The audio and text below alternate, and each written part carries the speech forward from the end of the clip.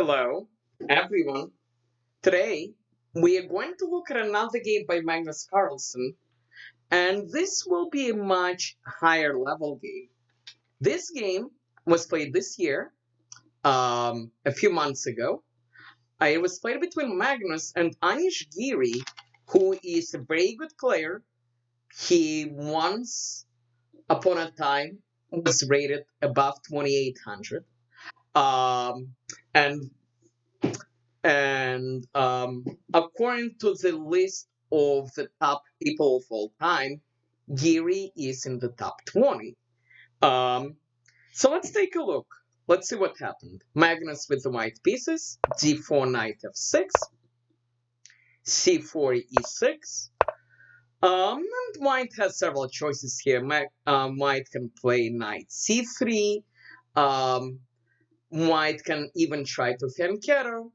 But Magnus plays knight f3. A very quick point about knight c3 versus knight f3. Knight c3 might allow the Nimzo Indian defense, which sometimes white does not like to deal with. So knight f3. And now depending how actively black wants to play, he has a number of choices. Giri chooses d5, which transposes into the queen's gambit. And the point is, he's playing against Magnus. He's not really trying to win with the black pieces, so he tries to make it very, very solid. Okay, Magnus turns it into a mainline queen's gambit, knight c3. Giri plays bishop b4, making it a little bit more active than the usual bishop e7. The knight is pinned. There are some very sharp lines in this lines. Magnus plays bishop g5, pinning this knight, and black immediately asks the question, what's going on here? And so white has a decision to make. White can take, which will give black two bishops. White can drop back, but then often black will continue with g5. Magnus plays a very unusual move. As you can see, this move only happened once before this year. He drops back to g2. And what is his point? Well, we'll see in a second. Black castles. And Magnus makes an argument that now that he provoked a move h6, he might be able to launch an attack on the king side. Because now if the pawn ever moves up, it will have a hook over here. It's going to be much easier to open up this king. Okay, let's see what happens. Magnus actually plays g4 immediately, which is why Magnus is a very creative player. Of course, it's a free pawn, but of course, if black takes, Magnus will have this open line over here. Okay, let's see what happened. By the way, of course, if black doesn't take, we might push. So that creates its own problems. We can also play h4. Okay, Giri takes the knight. Magnus takes with the bishop. And now Giri plays knight e4. Okay, for the time being, he has a good knight. He has slightly better defense over the attack on the king side. And Magnus doesn't really have a development yet. He has two pieces, and he has a pawn trying to run up the board. Okay, Magnus plays queen c2. He improves his queen. He gets ready to pass along, and then bring his rook here, and then send his pawns. When you're attacking, you don't just play one move at a time. You need to figure out where your pieces are supposed to go, which is what Magnus is doing here. So, queen c2. Well, Giri cannot just sit passively. He knows that Magnus will castle this way. So, he plays c5. He challenges the center, And he's going to try to get the white king in some trouble. Okay, the downside, however, is after Magnus takes, for the time being, this is a good bishop. Okay, but Giri plays very creatively. He plays b6. Um, he has a good knight over here, which can get rid of this bishop. He wants to open up another line, so if white ever takes, black will have this line open. And also he's getting ready to bring this bishop. This is a very creative play by both sides. Pawn b6. Magnus goes forward on the king side, pawn g5. We're getting a little bit closer to open up the king. This is a free pawn, by the way. Black is triple attacking it. Black chooses to take with a pawn. Makes sense. But now Magnus's point, h4. He wants both lines open. Okay. Giri does not want to open up lines, so he doesn't want to take, and he doesn't want white to take him, so he pushes the pawn g4, but now knight g5. And now this knight is connected over here. If somehow this knight disappears, we might have a checkmate. If this knight takes, which of course he can, because it's double attack, it's double attacking this knight, we can take back, and this opens up the rook. It's a very useful idea to remember. Black can try to win a pawn, but at what cost? And this bishop also plays. Okay. What happens next? Well, f5. Black locks up this line. He's now thinking about taking. Well, the downside is this bishop just became a little bit better. Okay, bishop g2. Magnus needs to finish development. Sometimes people forget about this. They start to attack with two pieces. Everything else is not playing. Bishop g2 also brings us a step closer to bringing our second rook over here. Okay, Giri takes the pawn. This line is now open. And Magnus castles long. This is how you play chess on the highest level these days. This is a very imbalanced position. Material, interestingly enough, is pretty much even. Magnus is down a pawn, but he's ahead in development. He has a rook over here. He has this rook supporting this push. He has a good bishop. All his pieces already in the game, but black is up a pawn and he's fairly solid, and he does have his own open line. So this could go anyway. One important point, by the way, it looks like black can take this pawn. But the logic is, if takes, Magnus's plan was to take here.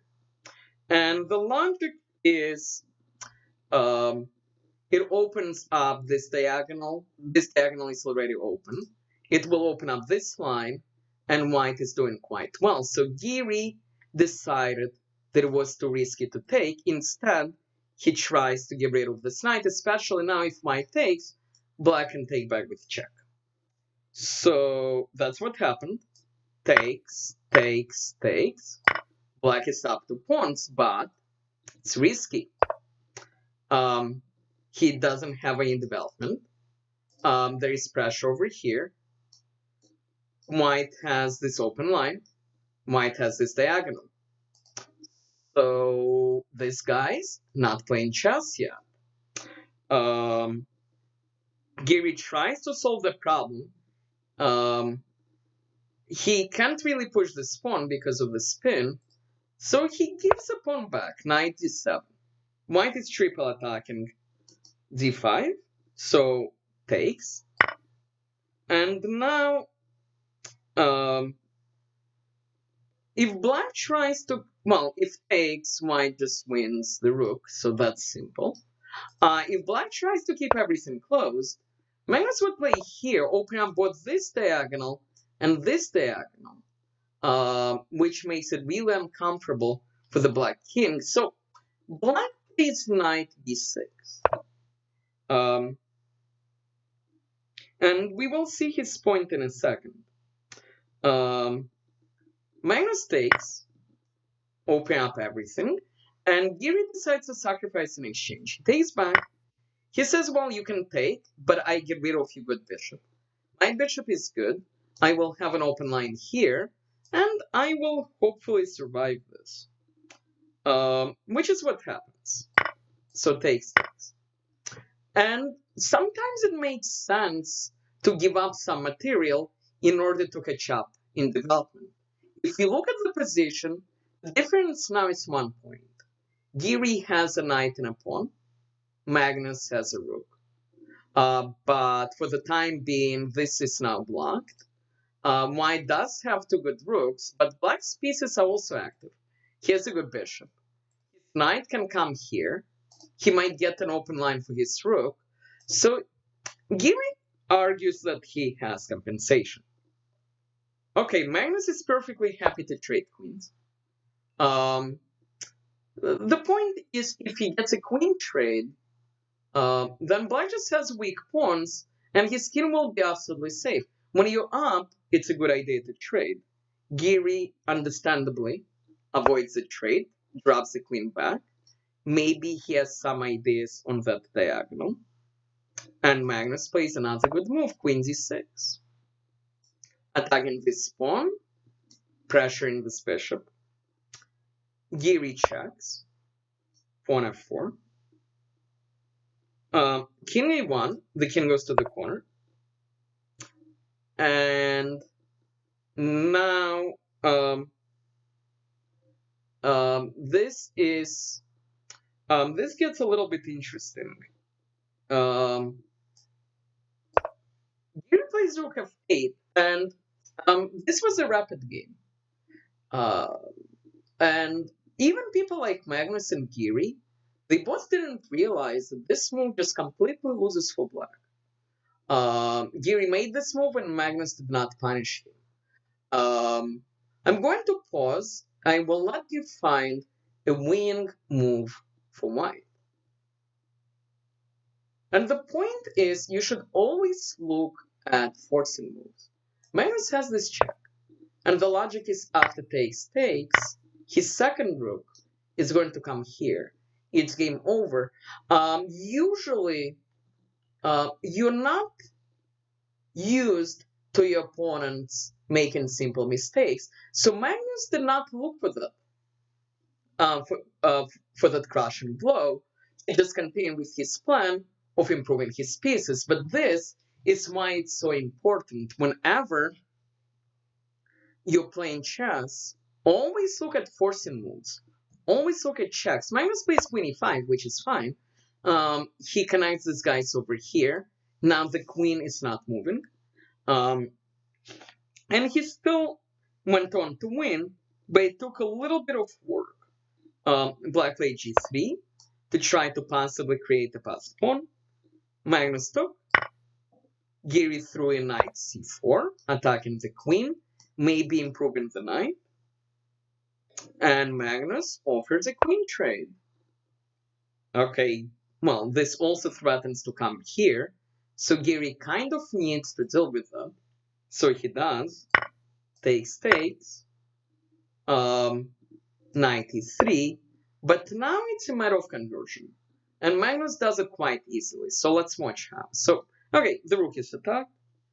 The rook goes to defend the pawn, rook g1. Well, if black takes, Magnus takes back, and there is pressure here, and the knight is attacked. So Giri tries to create some tricks over here. Maybe with the knight jumping in. Bishop f5. Magnus gives his king another square. Now after this check, he can just move up. Okay, black now decides to take and plays bishop g4, blocking this. But Magnus simply just picks up another pawn. He's now up a pawn. He's also up a rook for a knight. It just easily winning. We just need to be a little bit careful and not to get in too much trouble. So rook f1, the king moves up, black throws in a check, knight z1, he trades, and Magnus picks up this bishop, and here Giri resigned because he's just down a rook for a knight, he's down a pawn, white has two very active rooks, this rook will come here soon, even if black picks this up. So several important ideas from this game. If we go back and look slowly at what happened, one important idea to remember, sometimes when your opponent plays h6, you're not castled yet. You might be able to launch a quick attack, which involves pushing this pawn up, which will open up your opponent's king. That's lesson number one. Lesson number two, remember to use all your pieces, which is what Magnus ends up doing. But if you defend them, which is what Giri tried to do quite well, actually, sometimes it might make sense to launch a counterattack. And move b6, very interesting move, trying to open up as many lines as possible. And if you've been attacked, you can try to keep the position closed, which is the point of g4. And yet another idea to remember is this point. If you have a knight here and this knight is ever captured, your rook ends up playing chess.